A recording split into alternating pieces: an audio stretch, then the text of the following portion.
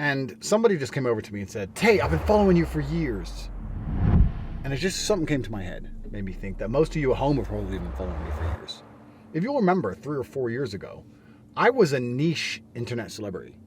I was online. I had been banned on everything. I had a small YouTube channel which got banned. I had 40,000 followers on Twitter or something on my 8th account, which kept getting banned.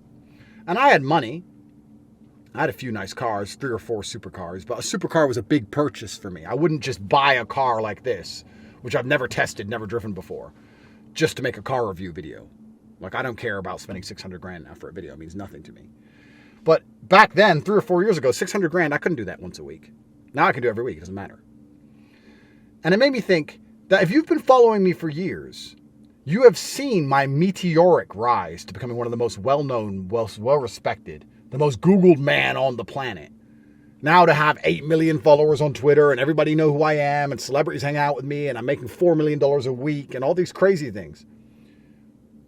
Surely you're sitting there saying, well, 3 years ago, my life was different than it is now, but across the last 3 years, I haven't achieved what Tate's achieved. Surely you're sitting there saying, 3 years ago, my life was X, and now my life is X plus a little bit. It's not monumentally different.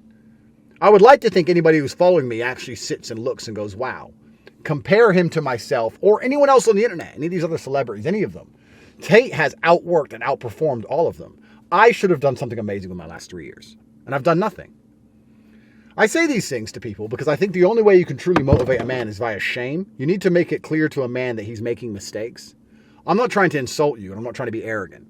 I'm trying to say that it took me 3 years to go from here to the absolute upper echelon of masculine performance to one of the most well-known, respected people on the planet. You've had the same 3 years, the exact same number of hours.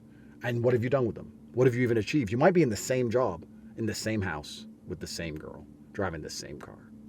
You've done nothing. That should upset you. You should feel sad about that. Because it's only when you feel sad about what you've done that you're going to feel enough regret to go through the pain it takes to be massively successful. It's always going to be painful to become successful. So you need to feel shame. You need to find some kind of emotion that's going to drive you through the pain. Imagine where I'm going to be in 3 years from now. And I'm talking about the tangible achievements which I'm prepared to show the world. I'm not sitting here talking about how many children I've had, how many beautiful relationships I have. I'm talking about all the things I keep private. Think in 3 years from now where I'm going to be. We have the same number of hours in the next 3 years, you and I. And I'm going to crush you. And it just makes me sit and wonder, if I was you, I wouldn't be able to accept that. I wouldn't be able to take it. It would bother me in my core. It would hurt my ego in the best possible way. I think a lot of people who know me and who have been following me for a long time know my Ferrari story. Explaining about the guy I drove past in the Ferrari and I couldn't handle it and all my friends didn't care. Well, here I am sitting in a brand new SF90 Stradale Ferrari telling you that unless you feel genuine shame and take monumental action, 3 years from now, I will have once again done the impossible. I would have once again done amazing things which make the history books. And you will still be some shit version of yourself.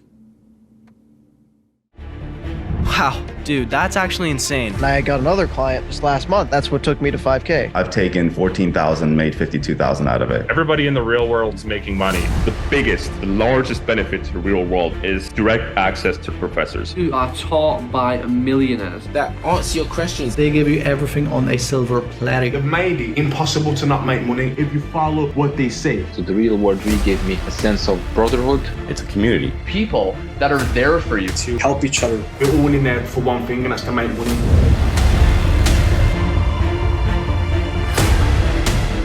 The Real World is now hosted on their own platform and his own app now. Since downloading the Real World app, my phone and laptop just became weapons designed to make me money. I'm addicted to it. I can work comfortably out of my laptop and travel across the world. Building your own business is very much like playing a video game. It's pure freedom. It's great. In the real world, when you join, it's so straightforward. It's so streamlined. You can learn 18 ways to make money online that I never even knew existed before joining.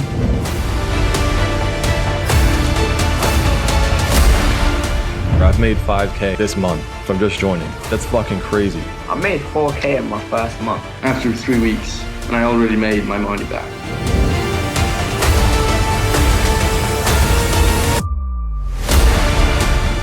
Before joining the real world, I was going to high school. I made $2,000 in only 2 weeks at 15. How much you making per month now? 7 to 12K, depending on the month. Shattered my worldview completely.